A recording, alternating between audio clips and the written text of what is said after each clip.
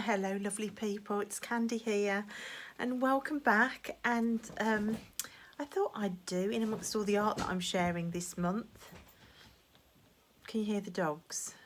The minute they hear me say hello people, they start. Right, it's very cosy, it's late at night. I've got a one-to-one weekend just with Tilly. She's upstairs in bed, it's pouring with rain. I've just got all the fairy lights on around the house. And I'm sat here playing with decks, and I picked up a deck that isn't really very autumnal, and I haven't really used it much, and I don't know why I've suddenly got the urge to play with it. But I'm playing with Chris Ann's The Muse Tarot, which the colours, I mean, it's about as not autumnal as you can possibly get.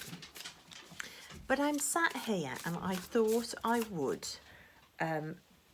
have a go at the 3-card selfie that Robin over at Toadstool Tarot did. I really loved the video, Robin. I thought it was such a brilliant idea. Basically, it's a 3-card reading where you choose, first of all, a card that represents you. I'm back, I just dropped the deck. Now, there are a few cards in decks that I think I think of that they represent me. The first one is the Magician. Oh my gosh, literally, what the hell? I keep dropping this deck. Does anybody know when you keep dropping decks whether that's got a message in it or not? Let's try again. Right, my significators. Every time I say that, I drop the deck. I'm going to be really careful. Right, the Magician is one of them because I can't view anything without looking at it creatively, and I love collecting junk or things that people have thrown away, things that absolutely nobody can think of a use for. I've been told off so many times at the tip, the local tip, which is just at the end of my road, for like dangling down into skips to get things out of skips, especially the metal skip. Bits of metal to me, even old rusty metal, it just looks like potential all the time. For me, it's a skip full of potential. So I've been caught a few times getting things out of the skip at the tip. But yeah, I love that idea of transforming something, of making something new from something that nobody else can see a use forward for. I mean, my whole garden is upcycled, so and like taking ideas and transforming them into art, or just making things beautiful out of nothing. For me, that's part of creativity. That's the Magician. The Hermit is another, especially in the last few years. My goodness me, the last two and a half years in particular. I mean, we're all pushed into hermit status with the current state of lockdowns and the pandemic. But to be honest, I'm having to be more sociable in lockdown because my kids have been here with me the whole time. So I feel like I've got more people around me, even though we've been shielded, it's just been the 4 of us. I haven't been getting that quiet time when they're at school. So I must be the only person in the pandemic that's been shielding. Oh, dogs. They've been shielding and have actually seen more people. That's how bad a hermit I am. And then, what's the other card? The Empress. The way I love and I nurture and I want to look after things, and my role as a mum and a mum to my kids and to my fur babies as well. Hey little baby. And when I was a teacher, the way I felt about my kids that I taught.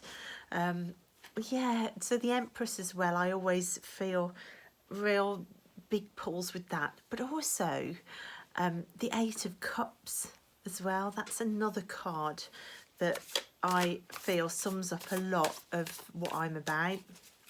But today, because I am in the middle of Inktober and drawing and the art studio is frantic and I'm busy creating, I am going to go with the Magician today as my significator.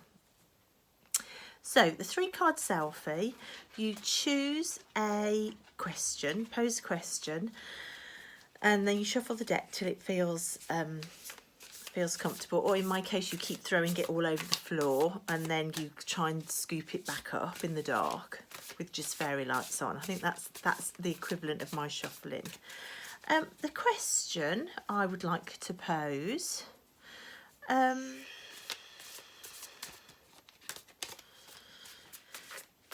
to go, I'm back, how to go a bit easier on myself when I don't accomplish everything, considering I'm trying to do a lot. Less, do I just, oh my gosh, literally I have never dropped a deck so many times. What on earth? How to deal with not getting everything done that I want to get done, how to deal with it, because I keep feeling scattered, or I keep telling myself I'm failing. That I deal with it in lots of different ways and none of them are good. So sometimes I eat pie, sometimes I go back to bed and do nothing at all. So what I'm doing, you then go to your deck and you find your significator card. So I'm looking for the Magician, and then you pull the card either side of it. So those are the cards. So I have got the Magician there, the beautiful Magician. I love the Magician card in this deck. I absolutely love it. Then there is the 3 of Voices reversed. I can never ever remember what's what in this deck, deck of cards. So Voices is Swords. So the 3 of Swords reversed, one side, and the 8 of Inspiration is Wands. So the 8 of Wands, the other side. So the beautiful Magician card with the 3 of Voices, which was reversed at one side of it, and the 8 of Inspiration, which 3 of Voices would be the 3 of Swords, and the 8 of Inspiration is the 8 of Wands. So the first thing I notice are all of these lines. You've got the 3 gold lines there, multicoloured lines there, with the sort of a kind of mirror of the gold lines coming down and in there, and then it's black and white lines in that one. In this one you've got the tears, the sadness, the heartbreak. Energy is very static, you've got no movement. It's closed doors, barren landscape. It's very closed in on, the figure's very closed in on itself, whereas it's very open here. The 2 postures are really in opposition. So I think this is how I feel when I don't feel like I've achieved enough, or when I feel scattered. I think it means I'm too much in my head. I've got too focused on me, how I'm feeling, trying to pull apart all the minutiae of the situation and what I'm feeling about it, and it makes me very static. If you see this card, it's exactly the opposite. There's loads of movement. You've got the movement of the 8, and so it's from how to get from here to here. And I think the key here is movement, to get out of yourself, to get into your body more, to get into the action more, and to understand that any movement is movement and it's fine. There's a flow. And when you're creating and you're doing arty things, And the things that I'm trying to do, I'm trying to make my house more creative. I'm trying to learn about magic. I'm trying to study. I'm trying to learn the tarot. I'm trying to journal. I'm trying to get my art studio business up and running. I'm trying to get the gardens into a magic garden. Finally, to try and start tarot reading in it as like a beautiful magic setting. So there's loads on the go, and I kept thinking, am I too scattered? Am I trying to do too much? But look at the magician. Look at everything that's going on there. There's no lessening of the lines. In fact, the least lines that are coming in are in this one. There are loads in this, and they're multicoloured and they're all different.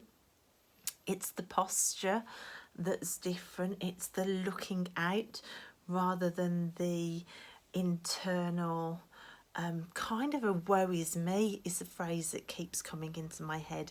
Woe is me. So I think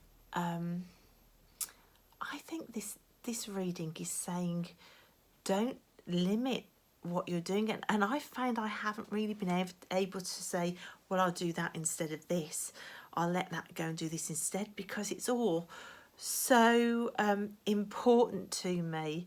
It's like asking me to choose between my children or my dogs. I just, which dog do I want to keep or which child? That's how it's felt like. So I've really been struggling to deal with this idea of being scattered or failing at everything because I've got too much going on. But I think the idea is to stop focusing on the feeling of failure that makes me then become static and stop producing and stop moving forward. Just to keep focusing on the momentum and the movement and the joy of the journey. I mean, this person is in a journey, and the landscape's the same. Look, you've got the same sort of barren landscape, but in this you've got the light of day, in this you've got the night. So we're in the same landscape. This isn't like a final destination, it's a journey. So just enjoy the movement of the journey, and to understand that the magician holds many colours and many threads and holds it all. So yeah, I loved that. I loved this reading. That really clarified it for me.